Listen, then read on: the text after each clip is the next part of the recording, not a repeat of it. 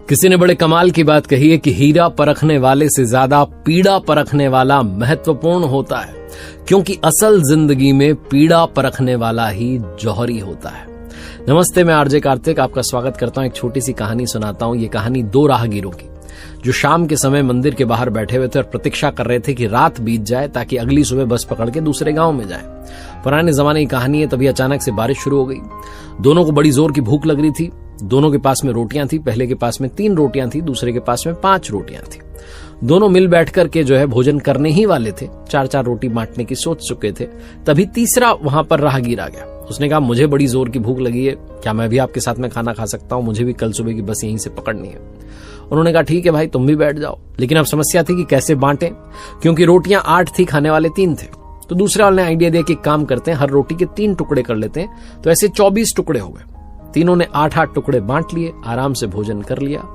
वहीं मंदिर के प्रांगण में विश्राम किया। सुबह जाग करके जब तीसरा यात्री जाने लगा, तीसरा राहगीर जो था, तो उसने कहा, भाई मैं अपनी ओर से आपको कुछ भेंट करना चाहता हूं। उन्होंने मना किया, लेकिन वो 8 गिन्नियां देकर के चला गया कि आपस में बांट लेना।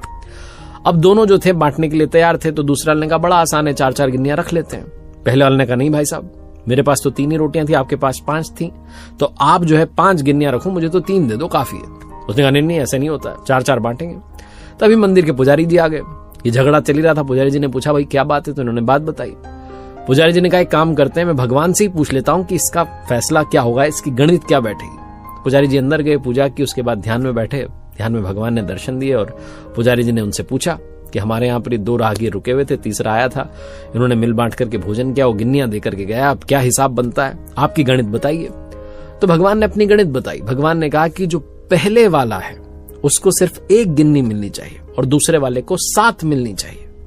पुजारी जी ने कहा, ये क्या आप बता रहे हैं, ये कौन सा गणित हुआ? तो भगवान ने समझाया कि पहले वाले के पास में 3 रोटियां थी, उसने जब टुकड़े किए तो 9 टुकड़े हो गए।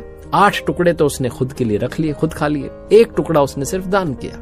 दूसरे वाले के पास में 5 रोटियां थी, यानी कि 15 टुकड़े हो गए। उसने 8 जो टुकड़े थे अपने पास रख लिए, 7 उसने अपनी ओर से दान कर दिया, इसलिए उसका हक 7 गिन्नियों पर बनता है। पुजारी जी का जब ध्यान टूटा, वो बाहर आया, आकर के उन्होंने निर्णय सुनाया। तो दोनों ने भगवान के निर्णय को स्वीकार किया। पहले वाले ने सिर्फ 1 गिन्नी रखी, दूसरे ने 7 रखी और वहां से चले गए। ये कहानी बड़ी छोटी सी है। अगर आपको ये गणित समझ में ना आई हो तो आप दोबारा से कहानी देखिएगा। लेकिन कहानी ये सिखाती है कि भगवान का जो निर्णय होता है, जो उनका गणित होता है, वो हमारे गणित से अलग है। हम तो सांसारिक दृष्टि से देखते हैं, प्रभु का निर्णय कुछ अलग होता है। जो त्याग की भावना रखते हैं, भगवान उन पर जमकर कृपा बरसाते हैं। लेकिन आज के जमाने में कुछ लोग तो सिर्फ इसलिए डोनेट करते हैं ताकि दुनिया में दिखावा जाए कि हमने दान किया है।